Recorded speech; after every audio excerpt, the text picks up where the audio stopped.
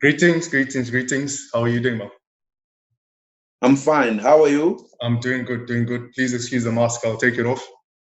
The reason I had it on is I didn't want to put it on camera, and it ended up becoming a bandana. But let's not joke about that. These things happen. Yeah, absolutely. How are you doing, sir? I'm fine. How are you doing up there? I'm doing good. Thank you very much. How are the kids? How are the kids? Kids are doing well. The kids are doing well. They're growing. You still haven't met one of them, but you'll meet them soon. Yes. Once everything opens up, Yes, once the streets are open again, once the airports are open, we'll definitely make that happen. Okay, I will definitely. I'm definitely looking forward to seeing the new one. No, Yes. thank you. And I think first and foremost, welcome to you. This is the first time that we have a video call ever, just to make the record clear. And I appreciate your time. I know you are a busy family man and whatever else that you're doing at this point in time. But thank you very much for your time.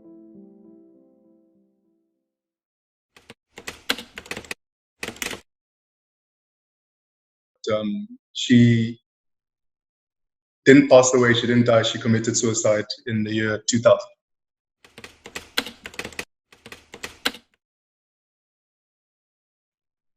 It was late morning. I was minding my own business. This would have been in Pretoria, now known as Tshwane. Minding my own business, and one of the staff members came running in frantically to get my attention. Please come with me. There's something going on that we need you to help us. I'm like, okay, cool. What's the story? I'll follow the lady. I'm not going to mention the name. And I get to your room, your bedroom, and you were not there. I'm not sure if I recollect you were in the country, but possibly not in the province. I don't remember that particular detail.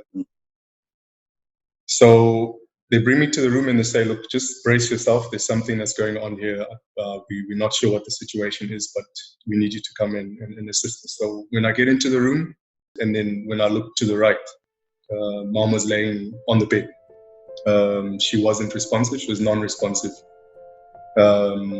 frothing at the mouth. And, I don't think people were aware of what was going on. She wasn't speaking. And we're trying to understand what's going on, until my attention was brought to a note that was in the dressing room, where all the dressing room was a walk-in closet. I'm trying to read the note, which I do, and the contents of it, are the contents of it. Some of it did make some newspapers. How, I don't know, but that's what happened. I walk into the room. I've still got the note in my hand, and all of this happened maybe within a period of 7 to 10 minutes. And paramedics arrived, and before we all assisted in getting a mom onto the stretcher and onto the ventilators and everything. At that time, I'm not sure what the position was. I may be wrong. I stand to be corrected. But Reverend Frank Chikane walked in. I'm not sure if you'd remember that he must have been minister in the presidency. I'm not sure. I will need to be correct at the. He was a DG. DG in the presidency. Yeah. Yes, DG in the presidency. So he walked in, and obviously he's known to the family. He's had a long history with the family. And I remember he grabbed my shoulder and like, yo, chill, you'll be fine. We're dealing with the situation. I'm confused, as any youngster would be. And I remember he took the note, and we almost had a little arm wrestle match for the note. The last time I saw that note was when he took it from my hands. And then from there, Mom was moved out, stretcher, ambulance, and that was basically the last time I'd seen her before she passed away. So I'm just giving you this recollection. This is something that till today feels like it was yesterday. It's traumatic, it's a traumatic experience for anyone, I guess.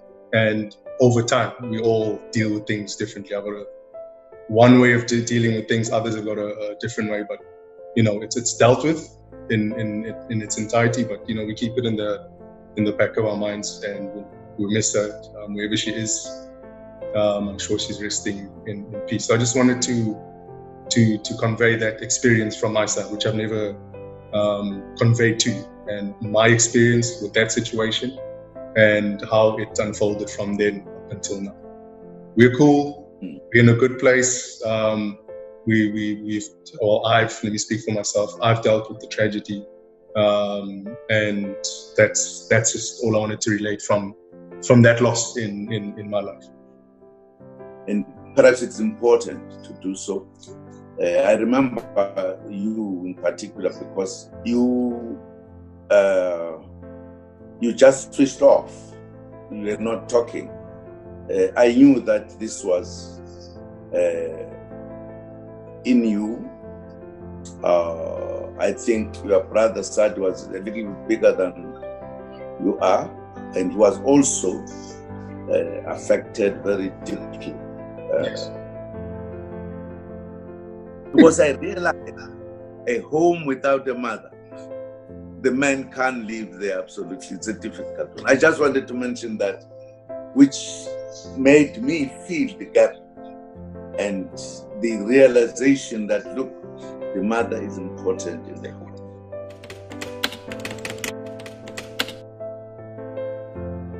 It's one of the biggest blows as well. Here was a young man, actually growing, very bright, really with a big future. But he had to die.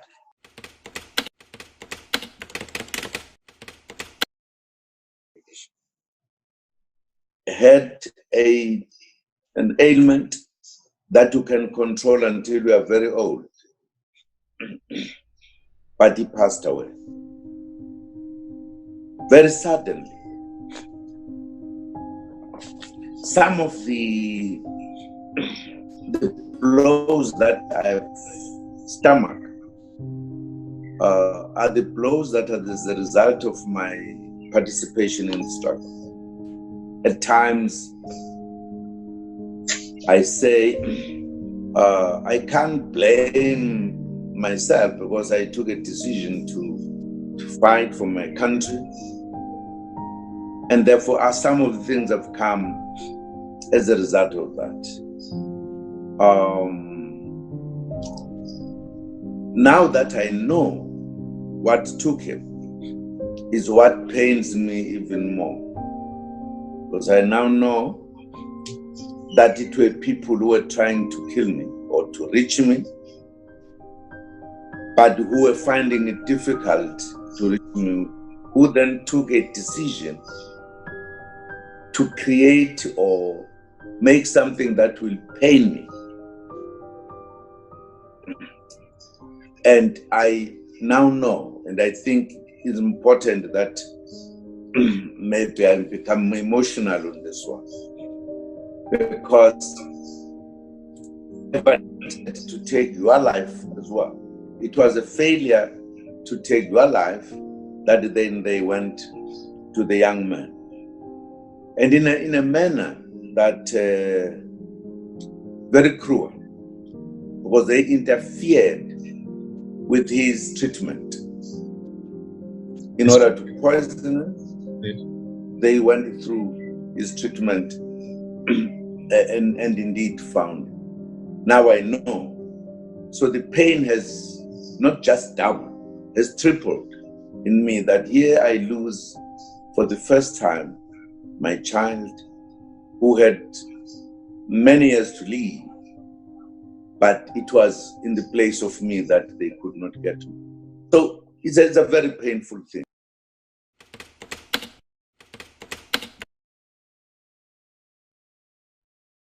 It gets to a point where now we almost lose you.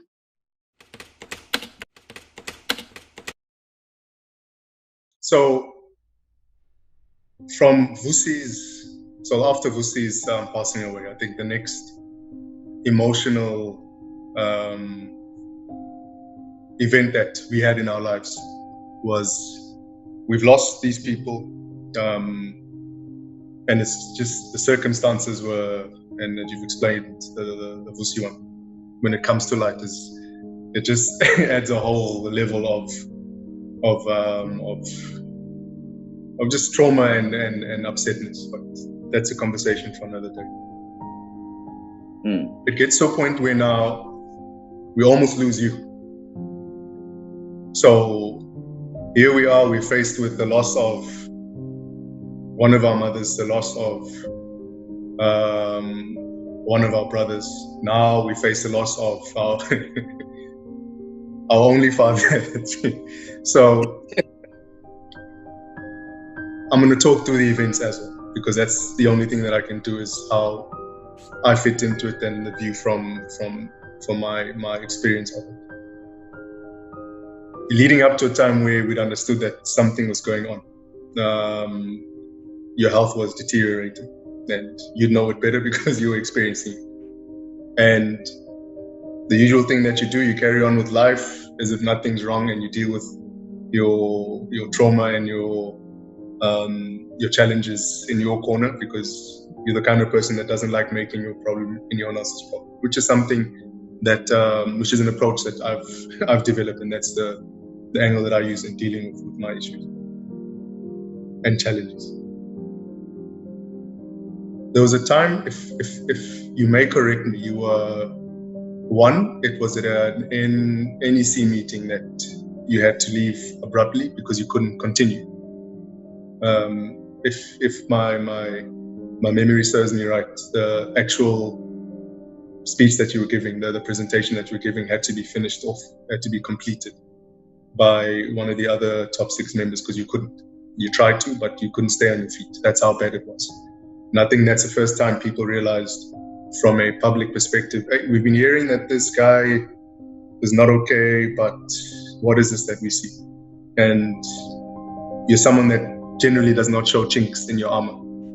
So for the first time, people saw you, what I believe people would have seen you at a weaker footing. And then leading from there, it was the inauguration, where you had to get inaugurated. And we were all sitting in one of the meeting rooms at the house, when your staff members, some of your advisors, your personal aides were saying, look, you can't go, you can't do this because you're not in the position to do so. Your medical staff, more specifically, the doctors were saying, postpone it, this can't happen. And this was on the morning of the inauguration, where you decided, look, I'm carrying on with my duties. Whatever happens, happens. We'll deal with it as we get there. You overcome that, barely, because we could see that you were in a weakened state. You were sitting in that room and you were being attended to, and I was even like, oh, this is real.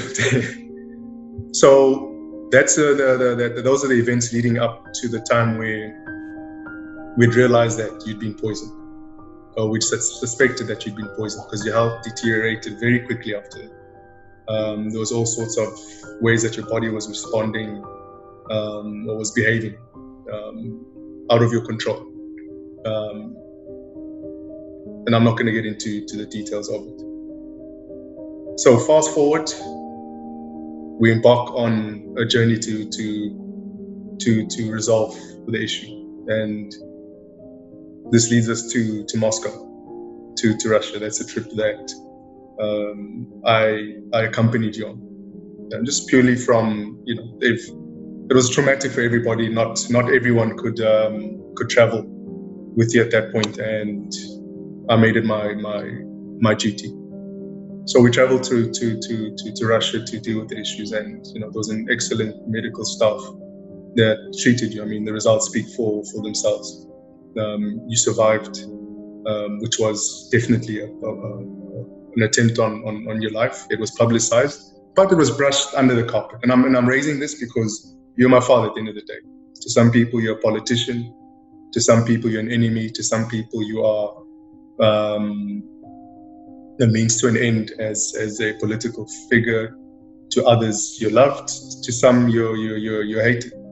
To me, you're my father. So that is the engagement that I have with you in many occasions, including this one that we're having now. We all saw you at your weakest that we've ever seen you in your life. Myself, more especially, because I traveled with you and I was there when you were undertaking the medical treatment. What was going through your mind at that time, leading up to being able to get the treatment, and during and after? What went through your mind? Well, that was one of I think, the toughest challenges that I've faced when I was poisoned. Firstly,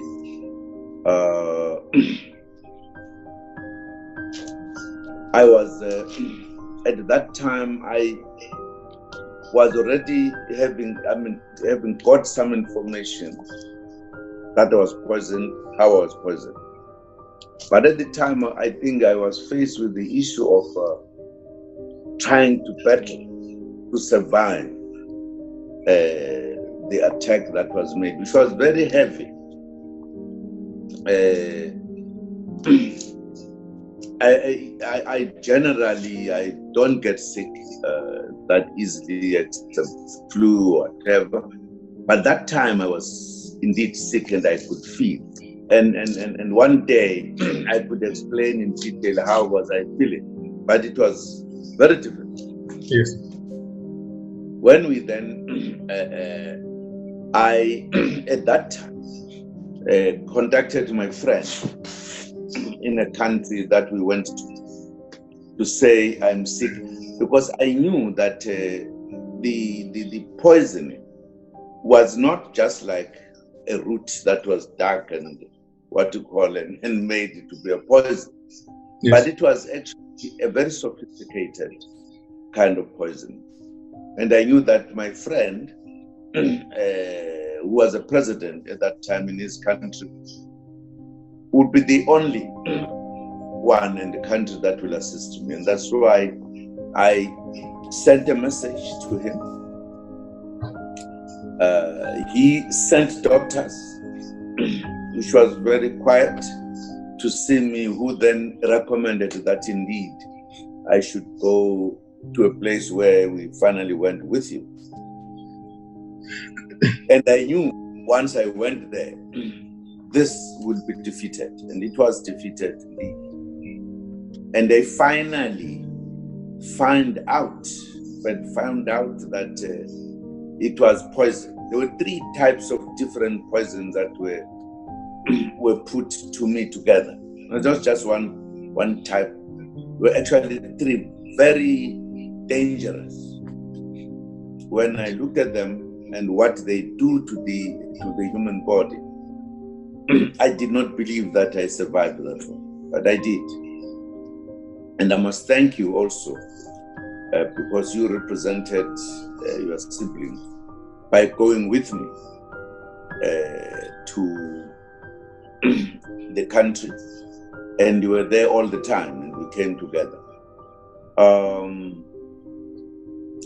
This is a story among stories, and I'm sure many, and some of the cadres and leaders of the world have died without having an opportunity to tell their story. The reason why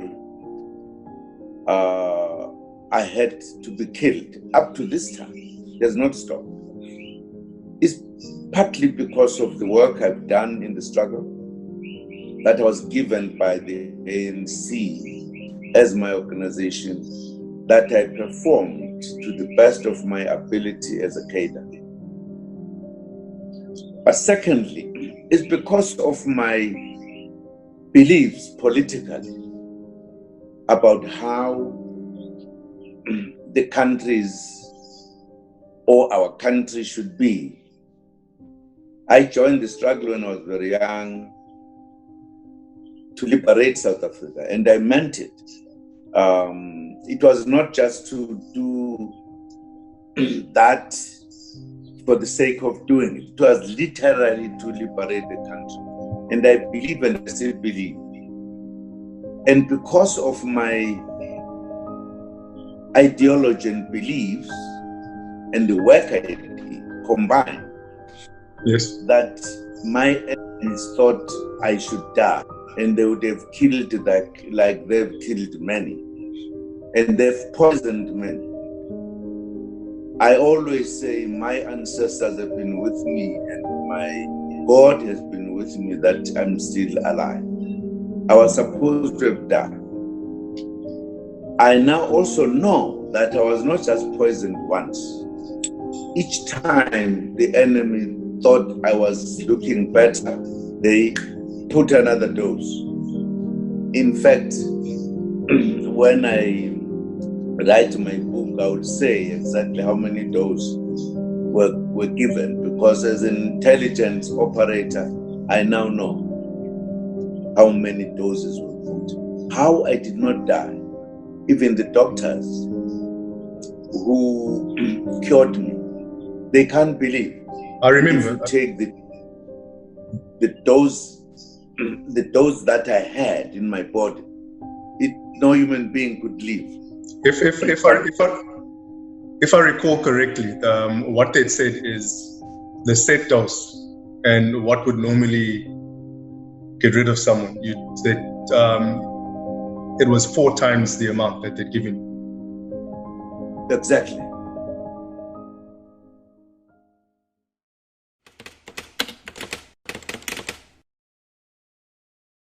Only to find out that the suspicion was he'd been poisoned.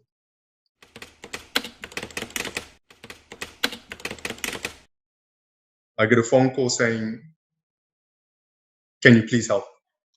And I'm saying, "Okay." And this is a serious phone call from serious people. Help in what sense? You know, if we can, we will. If we can't, we'll let you know. Look, sorry, not going to happen. There's a problem, and this had to do. At that time, he was the premier of Mpumalanga.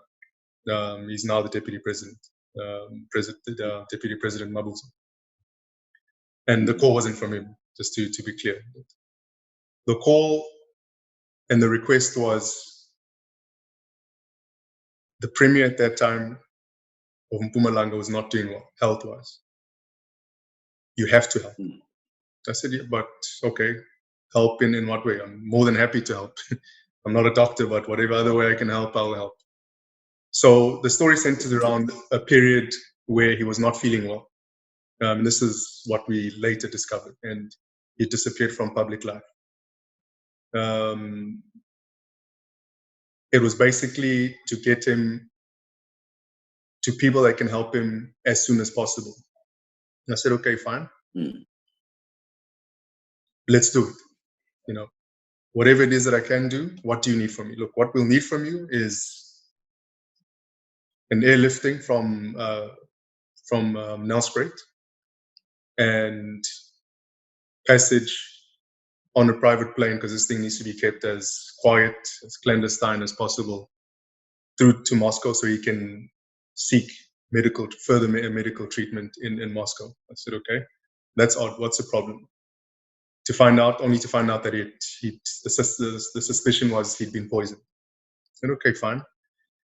Give me a few moments. Let me see what plan can happen. He said, look, when you get back to us, it needs to be a positive plan because we've exhausted all possibilities. We've asked every private player that we know, and we've asked every public player, so government institutions, ministries, whoever it is that they spoke to. And they are not able to help us because it is a bit of a hot potato issue. And I was like, okay, extra pressure, but let me see what I can do. So you've disappeared a little bit. Are you disappeared a little bit? Are you there, sir? Yeah, we are there now. Yeah, okay. So you ended up when we were saying all other players have failed to Yes. Yeah. These players were government institutions, ministries, as well as private players who had the means to fulfill such such an exercise. Anyways, we agreed to do it. And I say, okay, fine. There's a team in place. It'll be done. This is my guarantee. Wherever he's going to, we'll get him there. So there was no option but myself at the time. And, I felt pressured because it was a very high level extraction, if I may use that term, which we had to do. And, it was in line with saving life. It's something that if I was in that position, I would have hoped that someone would go out on a limb to help me out if I had nowhere else to go. So anyways, make the necessary arrangements. And now Premier Mabuza could not travel by road from Nelspruit to Johannesburg because that's the only way that we could get out. We had to airlift him by helicopter. Now the further issue is there was obviously a threat on his life because he'd been poisoned. This information hadn't been out in the public domain. So we'd arranged for a helicopter extraction from I think a high school that was just outside of Nelspruit, so it's not too obvious because we had to send in our own modes of transportation, in this case the helicopter, and it would be obvious if there was a landing and an extraction at that point. So we get the team to go and do it. They airlift him from, I don't know the name of the high school, I wasn't there because I was waiting at OR Tambo. Extraction happens. So now this is, if I recall correctly, a few moments later, he gets airlifted. He's on his way to OR Tambo. Now a storm is brewing. Literally, there's a storm. It's serious clouds. There's always heavy cloud cover around the Kempton Park, Boksburg area. So anyways, it was quite a strong electrical storm. And the reason I'm mentioning that is the helicopter did not make it to OR Tambo like it was supposed to. It landed somewhere outside of Kempton Park. I'm not sure. I wasn't on the helicopter. And when we got the phone call that they wouldn't be able to fly through the electric storm, which sent drivers out to go to pick up the Premier. So they picked him up. They get to the airport. This is now, we are waiting. Well, I'm waiting at Fireblade, the now infamous Fireblade private passenger terminal that's attached to the international airport. I'm sitting in the plane. He arrives. We welcome him because now it's raining. And when I'm saying there's pilots and one or two other people that I traveled with at the time. We literally had to carry him into the plane. And for me, I was shocked at what I saw. I didn't expect to see what I'd seen. Walking stick, and he could barely walk on his own. Carried him, took him to the back of the plane where we set him upright. And at this point, we're like, okay, we've got wheels up at this particular time. Let's get ready to move. Now I can see the panic ensuing from the captains, the pilots of the plane. And eventually they come to me and they're like, look, we're not sure what's going on, but is this gentleman okay?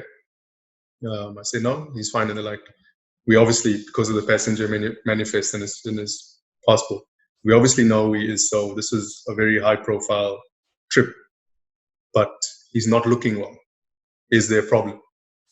And I said to the pilots, no, this gentleman is here. We need to get him out. We are on our way to Russia to deal with this problem. So that's not up for discussion. And I could see the discomfort in the pilot's face. But it's like, okay, let's see what we can do about this. So as we're sitting in the plane, the storm gets worse.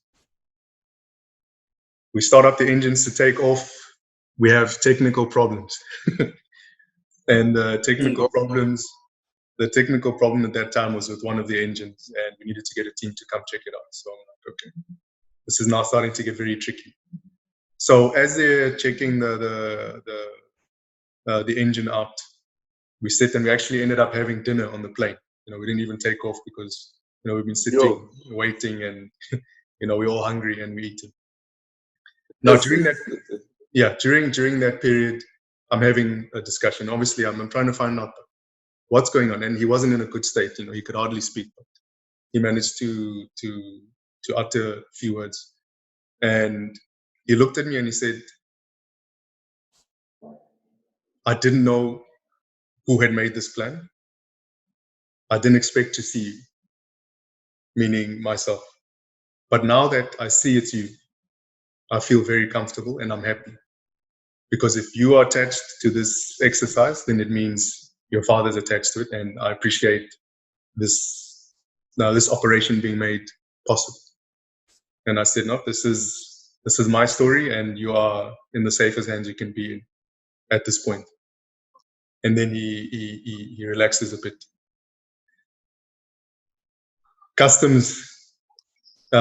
Immigration officials come to the plane because now we've missed our departure time. They need to get certain documentation, and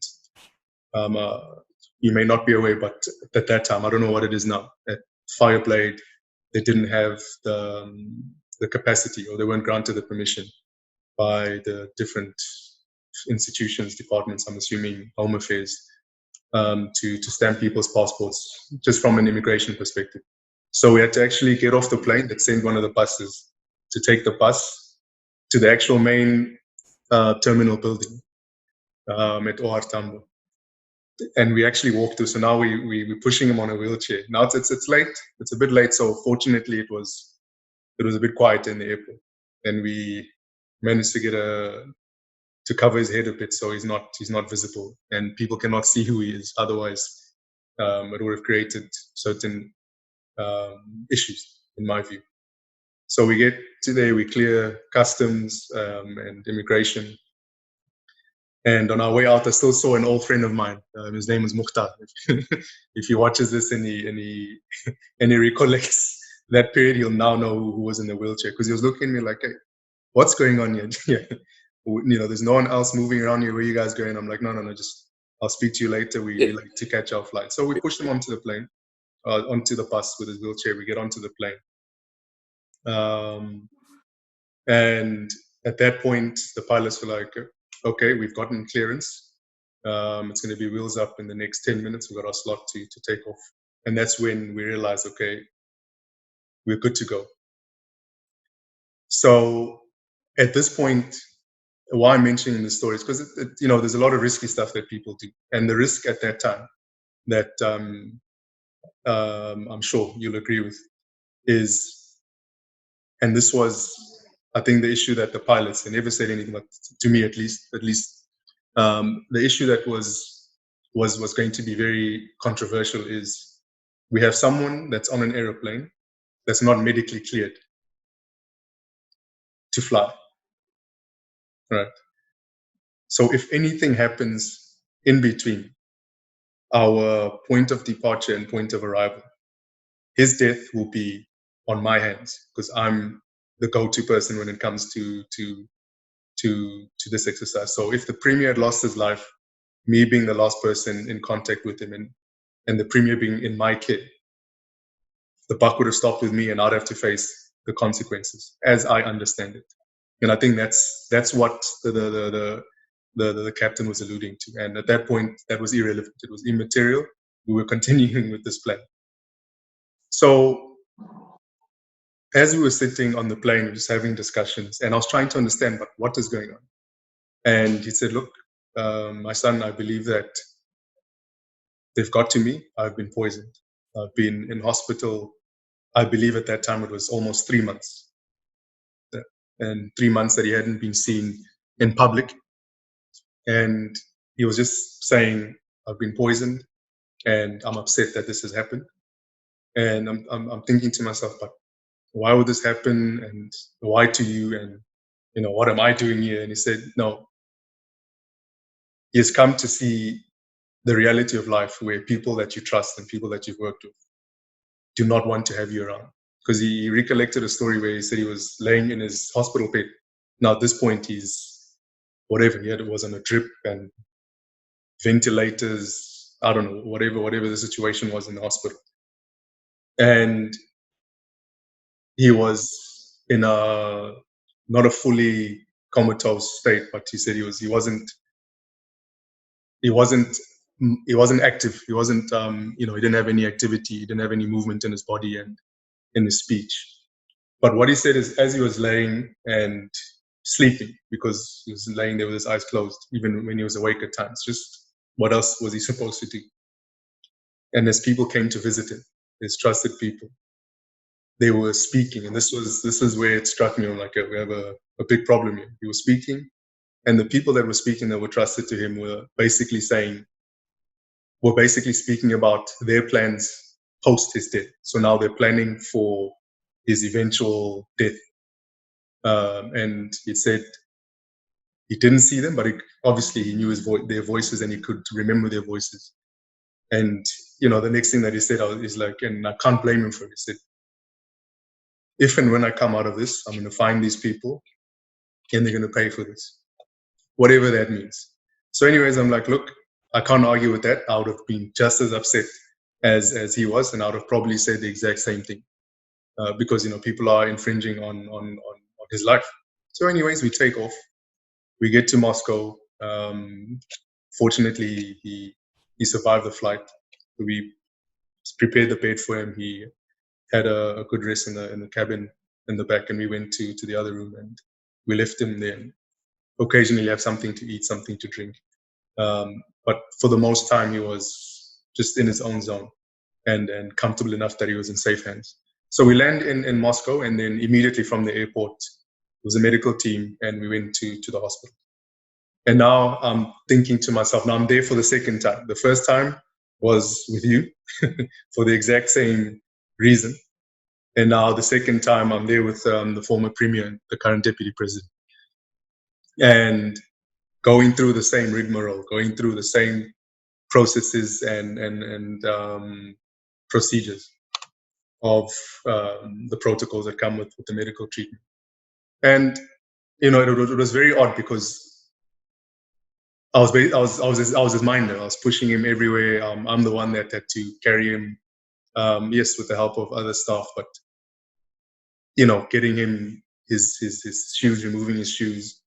Sometimes having to undress him. He was not in a great state. I'm just mentioning these details because I think you need to understand, and people need to understand, that it was really, really touch and go. Just like it was for you, it was touch and go for the now deputy president. And the whole time, he was obviously thankful to myself and to yourself, for whatever reason. And I said, no, it's not the time for that. As long as we fulfill our given mandate.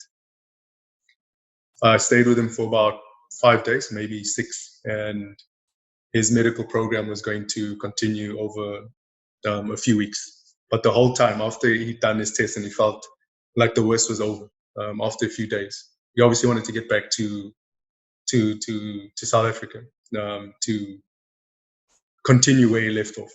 People were expecting, because not the duration of the trip from when it left up until we got back, no one, I'm not saying no one, but the only a very few people knew.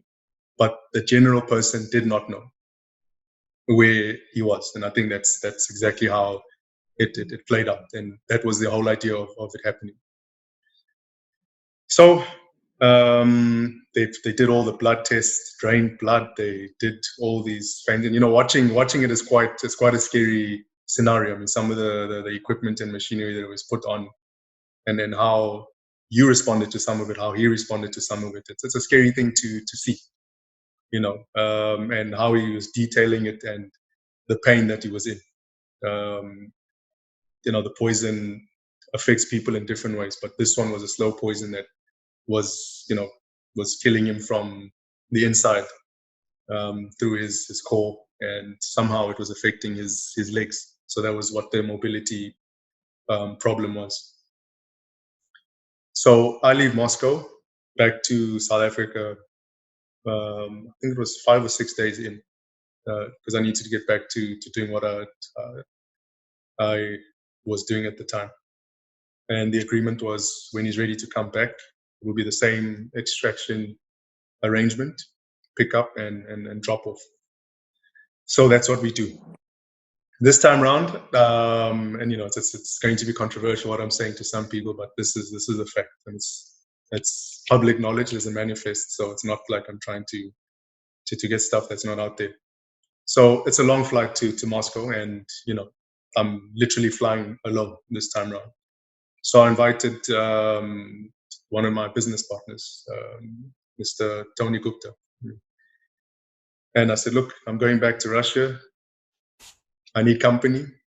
Are you coming?" And he's like, "Look, if there's anything I can do, I'm more than happy to do it. You're my brother. I'm coming with you. I'm going to support you and do whatever needs to be done. Let's go." So off we go. So this time round, I've got company that is not relevant to the core team we had at the time. We get to Russia. We spend a night. I think it was in one evening, 2 maybe, but we're not there for longer than 2 days. And that's when we receive him and put him back, the premier back on the plane, and we make our way back to South Africa. Now, when we get back to South Africa, there's the alerts are still out. Like, look, this thing is very quiet. He needs to lay low for 2 reasons. One, obviously, people cannot know where he is from a for publicity's sake. And 2, there's still people that put him in that position that need to be identified, and he needs to be protected in that way. So from the day we arrived back in South Africa it was up to a week, a few days, you're looking at your watch like you got to go somewhere. Oh, just joking. Not yet. No, that was a joke. So he spent a few days at one of the guest houses in Saxonville. That he was well looked after, and his safety was there. He was there with his wife, so he was in good hands. I'm mentioning this story because he's someone that is, was dear to a lot of us, and still is. And I'm speaking from my perspective because that sort of event that happened was a very serious event. There's been a breakdown in my relationship with him, and not from my side, from his side. My understanding of it, I clearly don't know. Maybe one day myself and him will have that discussion, because he's someone that I've always held in high regards. And I'm not asking him for any favors. I've never asked him for anything. I was part of a team that saved his life. I'm not looking for preferential treatment, but I used to speak to him from time to time to check how he's doing post the operation that we embarked on. And I'm trying to think if I'd seen him after that or not. I'm not sure that I'd seen him, but we were on telephonic interaction and communication. And then from nowhere, it just stopped. And I realized, there's clearly a problem. I'm not sure what the problem is, but one day we definitely will find out. So that's just my recollection of one of the stories that I haven't shared. And I just wanted to share that because I think it's important to do so.